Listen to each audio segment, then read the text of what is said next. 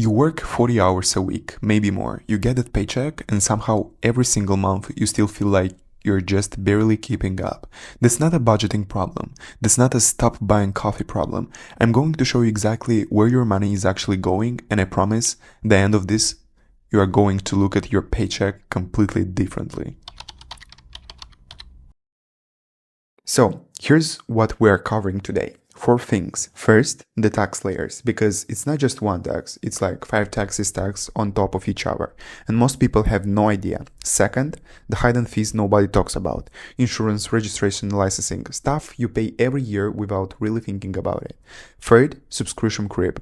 This is one sneaky, like really sneaky. And fourth, we're going to add it all up. Take an actual salary, run it through everything, and see what you're really left with. Let's go into it.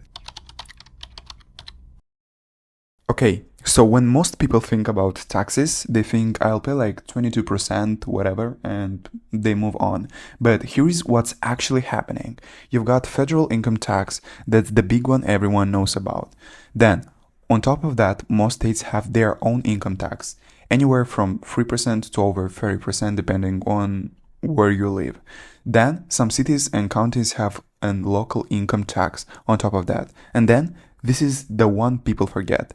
Payroll taxes, Social Security, Medicare, that's another 7%, coming straight off the top before you even see the money. So add it up. For someone making $60,000 a year, you might be looking at an effective rate, the real actual rate on your money, somewhere between 28% and 38%, depending on your state. That means before you bought a single thing, you already lost over a third of what you earned. And we're just getting started, because taxes are just the beginning. Here's what most people never even think to look at. Let's talk about the costs that don't show up on your paycheck, but show up every single year without fail. Health insurance. Even if your employer covers part of it, the average employee still pays over $1,400 a year out of pocket, just in premiums. And that's before deductibles, copays, and any of that. Car insurance? National average is somewhere around $1,700 to $2,000 a year. You pay it, it just exists. Car registration, renewal fees, driver licenses renewal. Small individually, but they add up. Property taxes if you own a home. Renter's insurance if you don't. And here's the thing about all of this.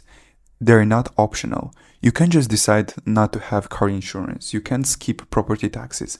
These aren't luxuries. These are just the cost of existing as an adult in this country. Conservatively, we're taking another $3,000 to $5,000 a year that just disappears into fees and insurance most people never really think about. But honestly, that's not even the one that gets people the most. Which brings me to the thing that is quietly bleeding most people dry, and it's something almost everyone is guilty of. Subscriptions. Now, before you say I don't have that many, let me just run through a quick list and you tell me how many of these sound familiar. Netflix, Spotify, Hulu, Disney+, Amazon Prime, a gym membership you definitely use, another gym membership from before that you forgot to cancel, a cloud storage, Google One, some app you signed up for 2 years ago that's been charging you $10 every month since.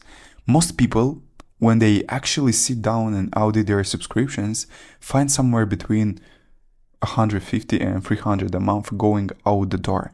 That's $1,800 to $3,600 a year on stuff they barely use.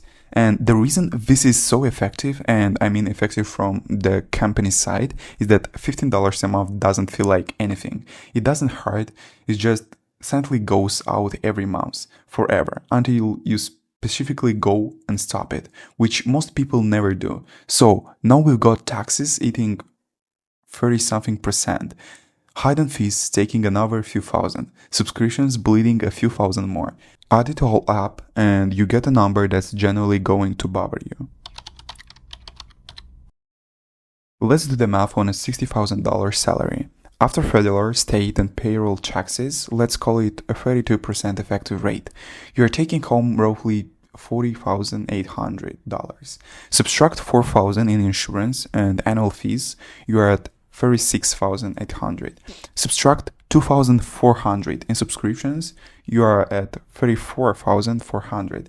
That's 34,400 left from 60,000 salary. You didn't waste it. You didn't blow it. You didn't make bad decisions. You just lived and paid what you were supposed to pay. That's 25,000 gone before rent, before groceries, before a single discretionary purchase. And now remember what I said at the very start of this video. You work 40 hours a week and still feel like you're barely keeping up. That's not feeling, that's math. So, now you know. The taxes, the fees, the subscriptions, you've seen the full picture. And look, I'm not saying any of this to make you feel hopeless. Actually, the opposite, because once you can see exactly where the money is going, you can start making decisions about it. But here is something I didn't tell you at the start of this video.